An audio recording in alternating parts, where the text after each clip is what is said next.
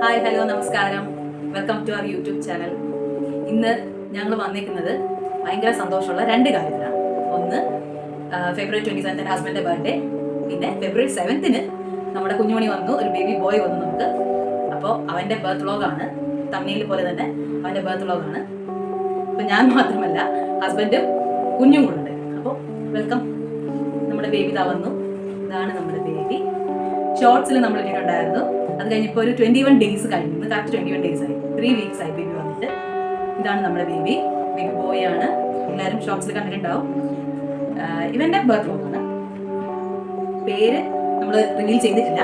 അത് നെക്സ്റ്റ് വീക്കാണ് നമ്മുടെ 28th ceremony, naming ceremony. ആളുടെ ഡെലിവറി എന്ന് പറയുന്നത് എനിക്ക് ഡേറ്റ് പറഞ്ഞത് ഡോക്ടർ പറഞ്ഞത് മാർച്ച് 10 അപ്പോൾ ഒരു മാർച്ച് ഫസ്റ്റ് വീക്കോട് കൂടി കാണുമെന്നാണ് പറഞ്ഞത് ഡോക്ടർ. പക്ഷേ നമ്മുടെ ഡോക്ടർ കഴിഞ്ഞിട്ട് ലക്ഷ്മി ഡോക്ടർ നാട്ടിലായിരുന്നു ഈ ടൈമിലെ. ആൾ ചെറിയൊരു പ്രശ്നമുണ്ട്, പാലം കൊണ്ട് അങ്ങോട്ട് പോകാൻ ചെറിയ ബഹളമൊക്കെ ഉണ്ട്. അതാണ് എന്താ പറയുക, നമ്മുടെ ഡെലിവറി ടൈമിൽ നമ്മുടെ ഡോക്ടർ നാട്ടിലുണ്ടായിരുന്നില്ല. ഫെബ്രുവരി ഒരു 5th ആയപ്പോഴത്തേക്കും, അതായത് തേഴ്സ്ഡേ നൈറ്റ് നമ്മൾ പുറത്ത് പോയിരുന്നു. ജസ്റ്റ് പുറത്ത് പോയിട്ട് ഞങ്ങൾ തിരിച്ചു വന്നു. അപ്പോൾ എനിക്ക് ചെറിയൊരു പെയിൻ സ്റ്റാർട്ട് ചെയ്തു, പക്ഷെ അത്ര വലിയ കാര്യമാക്കിയില്ല. ഫെബ്രുവരി 6 നമ്മൾ രാവിലെ ഹസ്ബൻഡിൻ്റെ മെഡിക്കൽ ചെക്കപ്പ് ഉണ്ട്, അതൊക്കെ കഴിഞ്ഞിട്ട് അതിന് വേണ്ടി നമ്മൾ രാവിലെ പോയി. അത് കഴിഞ്ഞ് നമ്മൾ ബ്രേക്ക്ഫാസ്റ്റ് കഴിക്കാൻ വേറെ സ്ഥലത്ത് പോയി. ഫ്രൈഡേ ആയിരുന്നു ഫെബ്രുവരി 6.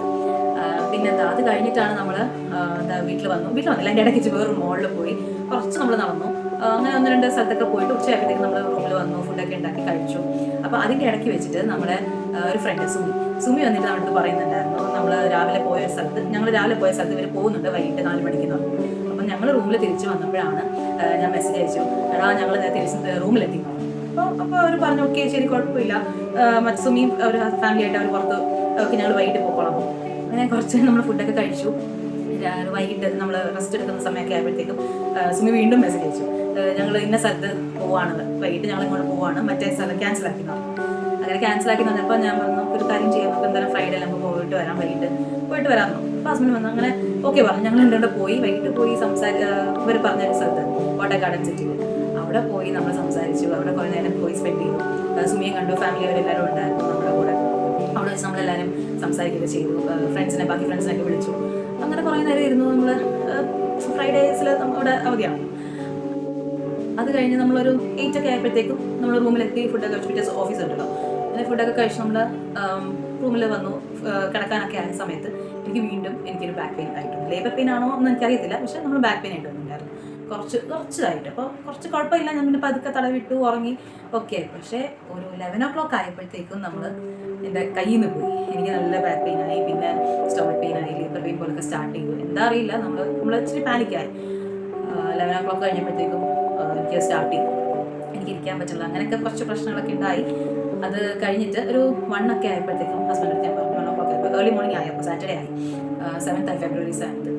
ഹസ്ബൻഡോട് ഞാൻ പറഞ്ഞു എനിക്ക് പറ്റുന്നില്ല, ഹോസ്പിറ്റലിൽ പോകണം, പറ്റില്ല. അപ്പോൾ അന്നേരം തന്നെ നമ്മൾ ഹോസ്പിറ്റലിൽ പോയി. അവിടെ പോയി ചെക്കപ്പ് ചെയ്യാന്നുള്ള രീതിയിലാണ് പോകുന്നത്. പക്ഷെ നമുക്ക് ലേബർ പെയിൻ എന്നുള്ള രീതിയേ അല്ല. നമ്മൾ സാധാരണ ഒരു പെയിൻ ആയിരിക്കും എന്നുള്ള രീതിയിൽ ചിലപ്പോൾ കഴിച്ച പോലും ഗ്യാസ് കയറിയതായിരിക്കും എന്നൊക്കെ വിചാരിച്ചിരുന്നു. പക്ഷെ അതൊന്നും ആയിരുന്നില്ല. അവിടെ ചെന്നു. ഒരു 2 o'clock കഴിഞ്ഞപ്പോൾ നമ്മൾ ഹോസ്പിറ്റലിൽ ചെന്നു. 2:15 ഒക്കെ അഡ്മിറ്റായി. ഡോക്ടർ പറഞ്ഞു ഡെലിവറി ആയിരിക്കും. അപ്പോൾ ഡെലിവറി എന്ന് പറയുമ്പോൾ നമ്മുടെ 9 months സ്റ്റാർട്ട് ആയിട്ടില്ല. 35 weeks + 4 days ആയിട്ടുള്ളൂ. ജസ്റ്റ് 36 weeks ആയാലല്ലേ ഉള്ളൂ നമുക്ക് 8 month കംപ്ലീറ്റ് ആകും.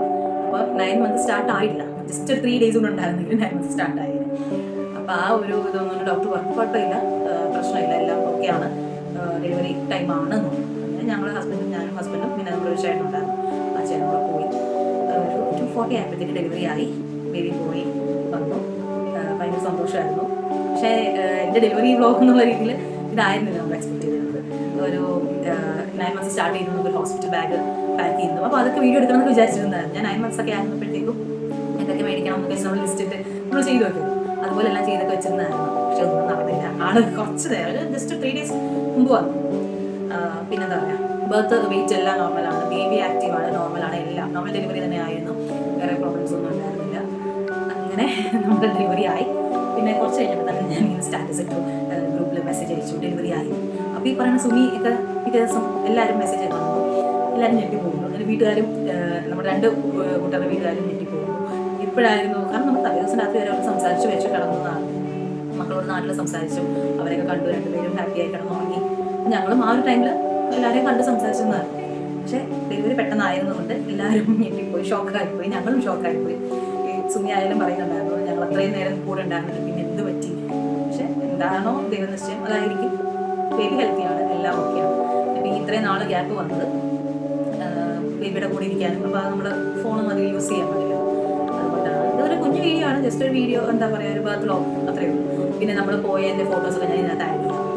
ഹോസ്പിറ്റലിൽ 2-3 ഫോട്ടോസ്, ഒരു വീഡിയോ, അതൊക്കെ തന്നെയാണ് എല്ലാം നമ്മൾ ആഡ് ചെയ്യാം.